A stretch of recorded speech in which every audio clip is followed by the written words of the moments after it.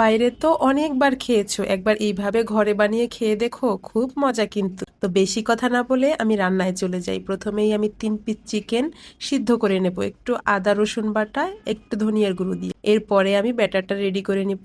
1 চামচ মতো ইস্ট দিয়েছি, 1 চামচ চিনি, 1 চামচ গুঁড়ো দুধ দিয়ে সুন্দর করে তেল দিয়ে মিনিট 5 রেখে দিয়েছিলাম। এরপরে নিয়ে নিয়েছি 2 কাপ আটা।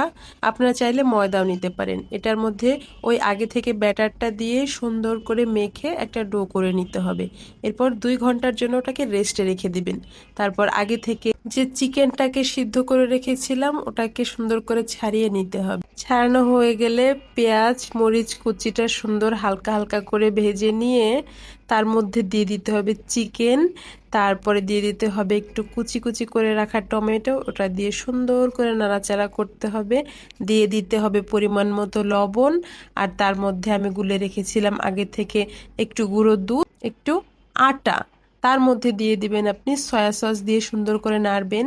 এরপরে দিয়ে দেব চিলি সস। চিলি সসটা পরিমাণ মতো দিয়ে নাড়াচাড়া করতে হবে যেন পুড়ে না যায়। এর মধ্যে দিয়ে দেব আমি পরিমাণ মতো সাদা গোলমরিচের গুঁড়ো, দিয়ে নাড়িয়ে চাড়িয়ে নামিয়ে নিলেই রেডি আপনার পুরটা। এরপরে চলে যেতে হবে আমাদের আগে থেকে যে ময়দার ডোটা করে রেখেছিলাম, ওই ডোটাকে সুন্দর করে মথে নিয়ে আপনি পরিমাণ মতো যতটুকু সাইজ করতে চান ওই অনুযায়ী ডোটা করে নেবেন। আমি লেচি কেটে নিয়েছি।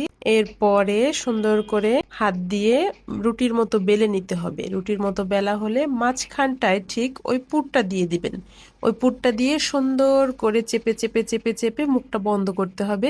মুখটা ভালো মতো বন্ধ করতে হবে, না হলে তেলে দিলে মুখটা কিন্তু ছেড়ে যাবে। তাই কেয়ারফুলি এটাকে সুন্দর করে বন্ধ করতে হবে।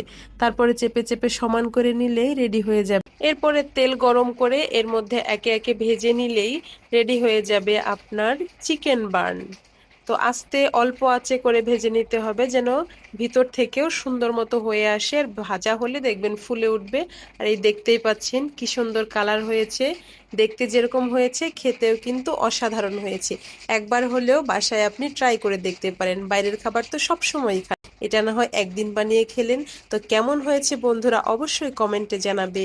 ভিডিওটি যদি তোমাদের ভালো লেগে থাকে, আরো নতুন নতুন ভিডিও পেতে, নতুন নতুন রেসিপি পেতে আমার চ্যানেলটি অবশ্যই সাবস্ক্রাইব করে পাশে থাকবে।